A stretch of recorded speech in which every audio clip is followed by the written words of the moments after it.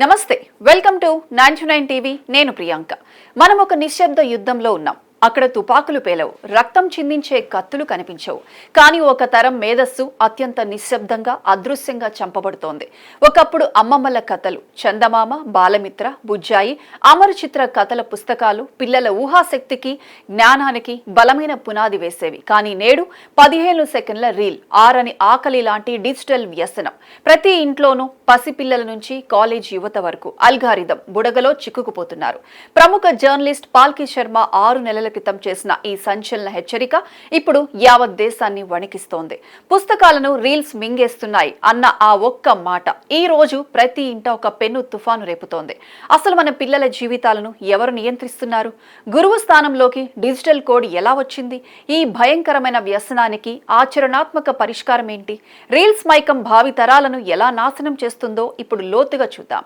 కాలం మారుతోంది మానవ జీవన విధానం మారుతోంది కానీ ఈ మార్పు అభివృద్ధి వైపా లేక అంధకారం వైపా చేంజ్ మేకర్స్ సమిట్ వేదికగా ప్రముఖ న్యూస్ ప్రెజెంటర్ పాల్కి శర్మ ఒక భయంకరమైన హెచ్చరిక చేశారు ఒకప్పుడు సమాజాన్ని భావితరాలను పుస్తకాలు పెంచేవి కానీ ఇప్పుడు అల్గారిథంలు పెంచుతున్నాయి పుస్తకాలను రీల్స్ మింగేస్తున్నాయి అని ఆమె ఆవేదనతో చెప్పారు ఆ రోజు ఆ ప్రసంగాన్ని కొందరే విన్నారు కానీ ఇప్పుడు ఆ video clip Instagram X threads లో కోట్లాది వ్యూస్ తో తీవ్రంగా వైరల్ అవుతోంది ఇది కేవలం ఒక వీడియో క్లిప్ వైరల్ కావటం కాదు ప్రతి తల్లిదండ్రి గుండెల్లో రగులుతున్న ఆందోళనకు అద్దం పడుతున్న ఒక చేదు నిజం అసలు మన మెదడులో ఏం జరుగుతోంది ఒక పుస్తకంలో ఒక అధ్యాయం పూర్తయ్యే లోపే మన చేతిలోని స్మార్ట్ ఫోన్ మనతో వందలాది రీల్స్ స్క్రోల్ చేస్తోంది ఒక రీల్ పూర్తవగానే మన మెదడులో డోపమైన్ అనే రసాయనం విడుదలవుతుంది అది తక్షణ ఆనందాన్ని ఇస్తుంది ఆ ఆనందం కోసం వేలు మళ్లీ పైకి స్క్రోల్ చేస్తుంది 15 సెకండ్ల వినోదం అయిపోగానే మరో రీల్ దాని వెనుకే ఇంకొకటి ఇక్కడ ఆలోచించేందుకు సమయం ఉండదు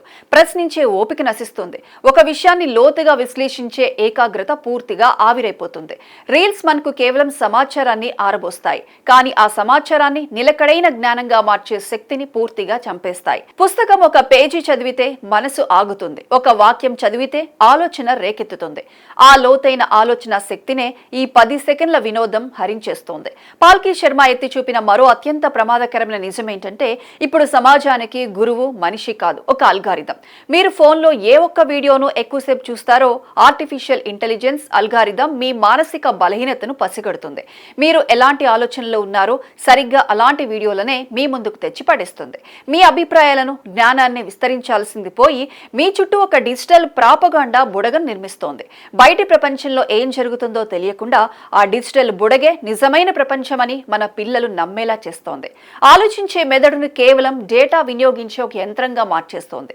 అయితే ఇక్కడ మనం ఒక విషయాన్ని స్పష్టంగా అర్థం చేసుకోవాలి ఇది టెక్నాలజీపై చేస్తున్న యుద్ధం కాదు టెక్నాలజీ అనేది మన శత్రువు ఎంత మాత్రం కాదు యూట్యూబ్ లో ప్రపంచ స్థాయి లెక్చర్లు ఉన్నాయి ఇన్స్టాగ్రామ్ లో అద్భుతమైన విద్యా సమాచారం ఉంది ఆర్టిఫిషియల్ ఇంటెలిజెన్స్ ప్రపంచాన్ని ఏలుతోంది కానీ సమస్య అంతా మన స్వయం నియంత్రణలోనే ఉంది రీల్ మనకు కేవలం తక్షణ సమాచారాన్ని ఇస్తోంది కానీ పుస్తకం ఆ సమాచారాన్ని జ్ఞానంగా జీవిత అనుభవంగా మలుస్తుంది ఆ లోతైన ఆలోచన శక్తే మనిషిని రోబోల నుంచి ఆర్టిఫిషియల్ ఇంటెలిజెన్స్ నుంచి వేరు చేసి నిలబెడుతుంది ఇటీవల పాల్కి శర్మ తను పనిచేస్తున్న స్థానం నుంచి మారి ఇండియా గ్లోబల్ రివ్యూ ఐజీఆర్ పేరుతో కొత్త వేదికపైకి రావటం అలాగే ప్రముఖ పారిశ్రామికవేత్తలు సామాజిక వ్యాఖ్యాతలు విద్యావేత్తలు ఈ క్లిప్ ను మళ్లీ షేర్ చేయడంతో ఈ చర్చ దేశవ్యాప్తంగా మరొకసారి హీటెక్కింది మన పిల్లల చేతిలో పుస్తకం ఉందా లేక ఫోన్ మాత్రమే ఉందా అనే ప్రశ్న ప్రతి ఇంట్లోనూ వినిపించడం ప్రారంభమైంది మరి ఈ డిజిటల్ ఊబి నుంచి మన భావితరాలను ఎలా కాపాడుకోవాలి కేవలం ఆందోళన చెందితే సరిపోదు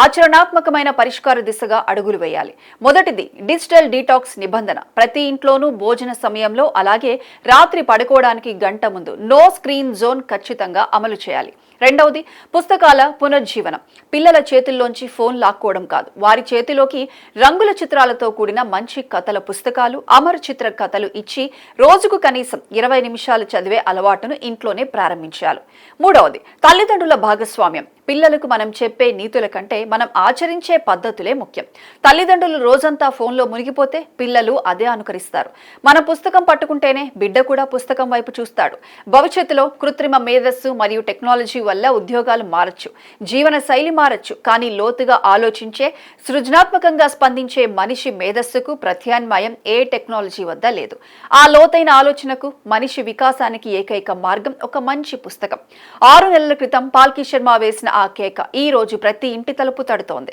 మన పిల్లల చేతిలో ఉన్నది కేవలం ఒక స్మార్ట్ ఫోన్ కాదు, వారి భవిష్యత్తును మింగేస్తున్న ఒక అలవాటు. టెక్నాలజీని మనం ఉపయోగించుకోవాలి తప్ప టెక్నాలజీ అల్గారిథంలకు మన పిల్లలు బానిసలు కాకూడదు. ఇప్పటికైనా కళ్ళు తెరిచి మన ఇంట్లో డిజిటల్ హద్దులు గీద్దాం. పిల్లలకు రీల్స్ బంధనాల నుంచి విముక్తినిచ్చి పుస్తకాల స్వేచ్ఛను ప్రసాదిద్దాం. రీల్స్ ఇచ్చే తక్షణ వినోదం కన్నా పుస్తకం ఇచ్చే శాశ్వత జ్ఞానమే భావి భారత వికాసానికి అసలైన ఆయుధం.